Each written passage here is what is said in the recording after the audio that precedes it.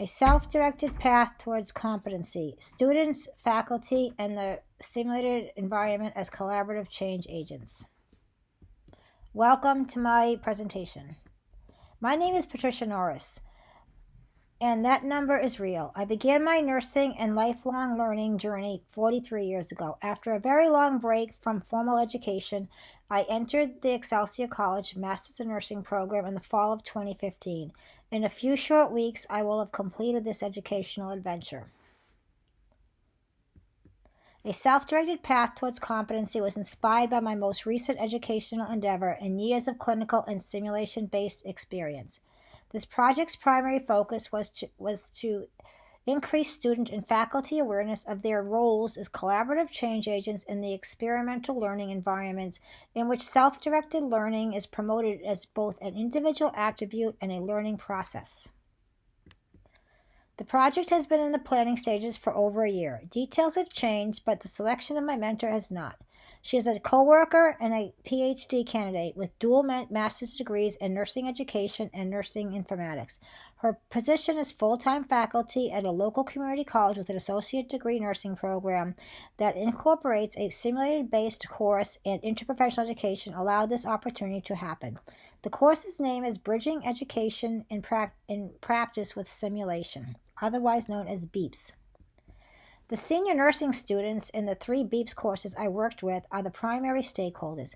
They are co-participants in the project's teaching, learning, design, and that I hoped would influence their current learning and future professional competencies, including lifelong learning. The nursing faculty's role included, but was not limited to, self-directed learning coaches and guides, simulation designers, facilitators, and evaluators, and also interprofessional education coordinators. Equally, they influenced this project by promoting its planned activities as part of the required coursework. Ultimately, it will be the patients who will be influenced by the quality patient-centered care that is fostered by and developed by both self-directed learning and interprofessional simulation. Some of these patients play roles as standardized patients and are influential as educators as well. Implementation of the project. Andragogy, or adult learning theory, was first described by Malcolm Knowles 50 years ago.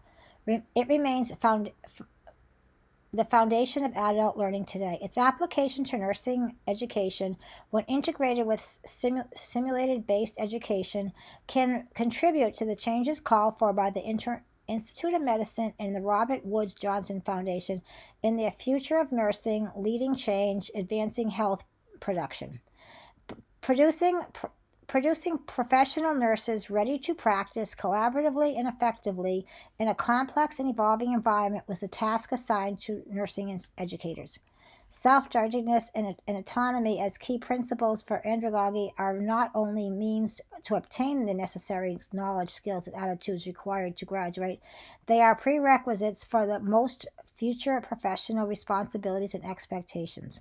In practical terms, andragogical principles applied to learning must concentrate more on the method rather than the lessons. For this reason, Kolb's experiential learning model is significant to nursing education and this project. The experiential approach places the subject to be learned in the center to be experienced by both the educator and the learner. This supports their role as collaborative change agents. The evidence-based research related to the benefits of self-directed learning and simulated-based education to positive outcomes in nursing education is abundant. While some relate nursing self-directed learning to simulation, I found little in the way of how to combine these 2 essential theories to enhance learning strategies, specifically from an educator's perspective and that of the primary stakeholder, the students themselves. Simulation creates transformational learning experiences for all nursing students. It provides diverse perspectives in patient care and allows for situational cognition. This transformational learning involves an integrated process of making connections among concepts and experiences so that information and skills can be applied to new and multifaceted issues and challenges. Transformative collaborative learning as an IPE teaches students to using a multidisciplinary approach and promotes promotes multidiscipline team commitment and interdependence, which is important as it helps them form networks, alliances, and breaks professional isolation. Interprofessional education and collaborative practice are seen as key in achieving high quality, accessible, patient centered care. Simulation that is focused on IPE provides the opportunity for students to learn with and from each other. When students are actively involved in the learning process, the three dimensions of learning, cognitive, psychomotor, and affective, are more likely to be influenced. So, simulation-based education, when incorporated into nursing curriculum, it helps students experience learning in a safe environment, offering a variety of culturally diverse scenarios that enhance the development of critical thinking and decision-making skills without compromising patient safety and well-being. Lifelong learning has been recognized as a necessity for the nursing profession. Accreditation boards, schools of nursing, nurses, nursing students, and faculty members must become lifelong learners in order to acquire the qualifications needed to care for the diverse populations and societies. Self-directed learning is a method uses organizational learning in which as a method of organizing learning in which students control the task of learning, and one that enables the individuals to improve self-confidence, motivation, and lifelong learning. The strategies employed during the interprofessional experience and throughout this project reflect those of transformational leadership and transformational learning, and incorporated emotional intelligence, the ability to be an inspirational motivator, and be intellectually stimulating at the same time. As an interprofessional education debrief facilitator, my role also was to inspire a shared vision of learning from the opportunities presented in the simulations. This led to a cultivation of team spirit as the different disciplines learned from and about each other while they worked with each other and with the standardized patient. Mutual respect was modeled by myself and the interprofessional educators I work with. Simultaneously, we facilitated an open and honest method of learning from mistakes, guided by the use of the Socratic-style questions, and focused on promoting critical thinking and reflective thinking.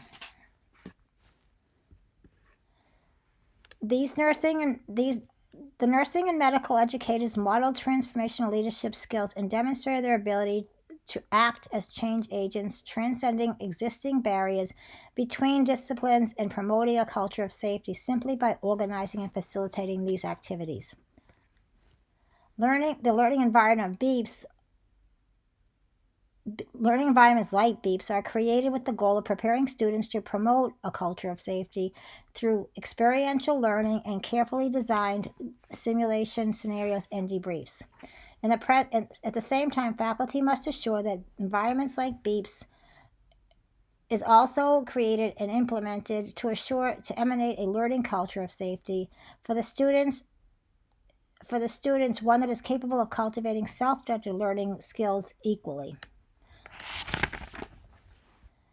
Successful collaboration between academic and healthcare systems, especially those capable of incorporating standardized patients in interprofessional education, promote continuous quality improvement and future patient-centered care.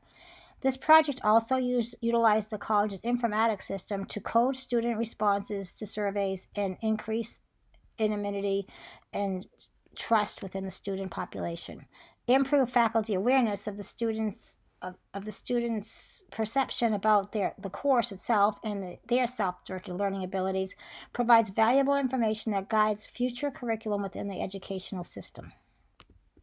Introduction to evaluation and outcomes. This project's outcomes are listed on the slide. They are focused on the students as the primary stakeholders. I envision this project increasing student understanding and appreciation of the self-directed learning process and simulation-based education, and help them assess their learning abilities in both these areas. The planned activities to achieve these outcomes were in the form of self-assessment and strategic feedback during simulation-related class activities. Increasing the student's individual and collaborative engagement in all phases of each simulation was an ongoing goal. The desired outcomes for increased faculty understanding of self-directed learning proved to be a continuous process through my sharing of the knowledge as the project was implemented.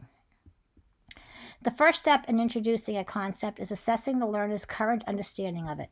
Of critical value to my project was the students' self-assessment of their self-directed learning readiness and perceived knowledge, skills, and attitudes of the project's two main concepts. The pre-test and project description were distributed on my first clinical day.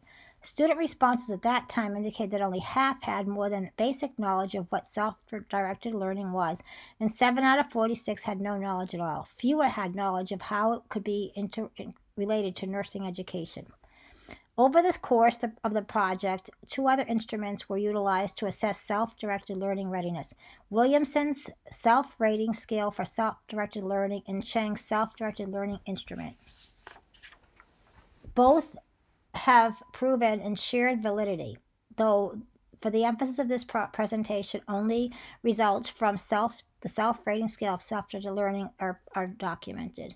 The self-rating scale for Williamson's instrument provided the students with a detailed breakdown of the characteristics of self-directed learning. Its 60-item questionnaire enabled me to use it as an educational strategy to increase knowledge in the concept itself. The students also participated in course and activity evaluations related to self-directed learning, interprofessional education, and the BEEPS course. This slide represents the data from the self-rating scale for self-directed learning. Note that most students rated themselves as moderate to high in self-directed learning readiness. Slight gender and age differences did appear. The shorter 20-item self-directed learning instrument supported these results, in which students' average was 80.2 in a test with a score range of 20 to 100 indicating highest level of self-directed learning readiness. The interprofessional education evaluations indicated that 100% of the 46 students surveyed found that experience positive, and that 3 themes were consistent. Students found the positive impact of this education experience through interaction with medical students, interaction with real patients, and teamwork and collaboration. All would like to see more in the future. The planned post-test Kolb's learning style inventory and student review of my Glockster all fell victim to an unprecedented school closing. So it's hard to say for certain the degree of understanding or appreciation the students were able to acquire in this short course of the project, but their having completed the self-rating scale for self-directed learning was an important step. The faculty's acceptance of me, not as a capstone student, but as a future educator, allowed me to participate beyond my expectations in both the BEEPS courses, class activities, and in the medical center's interprofessional education activities. My clinical expertise in obstetrics and critical care enhanced my ability to facilitate debriefs and help connect education to practice and self-directed learning skills. All data were reviewed with my mentor, and plans to review it with the entire faculty are in the future. An improved understanding of student self-rated self-directed learning and perceptions of BEEPS course activities provides information which can be influential in developing future course revisions and identifying self-directed learning needs from an individual and class perspective. On this slide provides an example of how self-directed learning and interprofessional education impact the acquisition of certain AACN competencies that are beneficial to end-of-program student outcomes. Nursing judgment is often defined by these attributes. All were required at some point during this project's planning and implementation. I realized on the first day of BEEPS that unplanned time constraints existed. This new knowledge, along with my intuition, helped me realize the need for Plan B to achieve project outcome success. So timing of student assessments were prioritized accordingly. Discernment was needed for Plan C, as when the campus closed on March 20th, much more changes had to be made. On a different level, these same attributes were built into simulation scenarios to help students acquire these skills. Analysis and conclusion. The future of nursing is in the hands of the nurse educators tasked with facilitating what is now a learner-centered, problem-based approach to education. Self-directed learning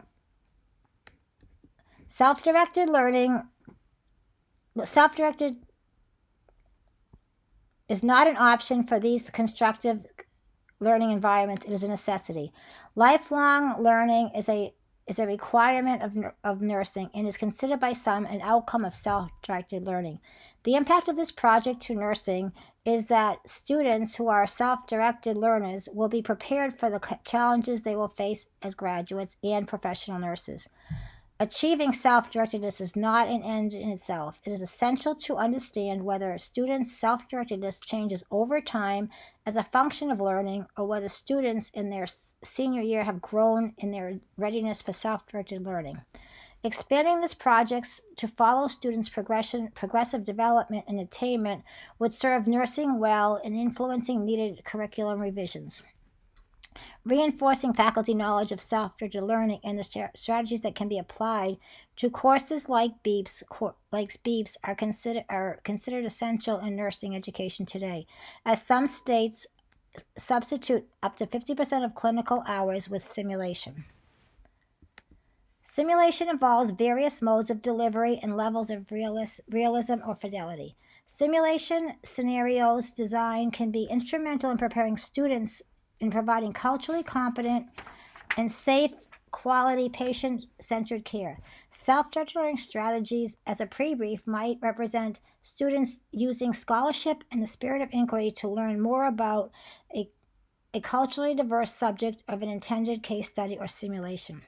Collaboration within diverse students, nursing, and interdisciplinary teams where sharing of information occurs further promotes cultural sensitivity and competence. Acceptance of different points of view, including cultural preferences, is associated with self-directed learners. Faculty acceptance as one of the team was instrumental in my transition from capstone student to intern faculty, leader, and change agent. My relationship with the students was a reciprocal teacher-learner one. I was there to learn from them as much as they would learn from me. Years of clinical and leadership experience, emotional intelligence, empathy, and scholarship served as my foundation as I undertook my role as simulation facilitator and actively engaged myself in the transformational environment that defined the BEEPS and interprofessional education activities. The students were like sponges and I was water, sprinkled with professional values, emotional intelligence, self-directed learning skills, critical thinking, and clinical knowledge. As an interprofessional education team member and debrief facilitator, the ability to contribute in a capacity that breaks down barriers to interprofessional collaboration was most rewarding. What I discovered through the planning and implementation of this project is that it truly is the last puzzle piece before graduation, more in terms of making sense of all that I have learned in the past 4 years. I was able to apply the knowledge gained through my own studies and through being part of the community of learning. Often it was a post or suggestion of a classmate that led me to resources which were significant in my project planning. I chose self-directed learning for this project because I just discovered how to use it in my graduate to the benefit my graduates as a graduate student. Creating a way to impart this knowledge on students today early in their nursing education was a driving force for this project as well. Experience is the best teacher, and this project could define the statement no better. My spirit of inquiry was stimulated throughout this experience. The more I experienced, the more I wanted to learn about simulation-based education. This is the kind of learning experience I want to facilitate and impart on my students in the future. This is a link to my Blogster. There's available place for comments. In the future, it is to be hopefully going to be presented to students in September of the upcoming year. I created this project to promote lifelong learning. In the process, I fueled my own passion and commitment to it. With much gratitude to all who have contributed to this project's success, I wish all of you the best in your future endeavors and congratulations on your upcoming graduation.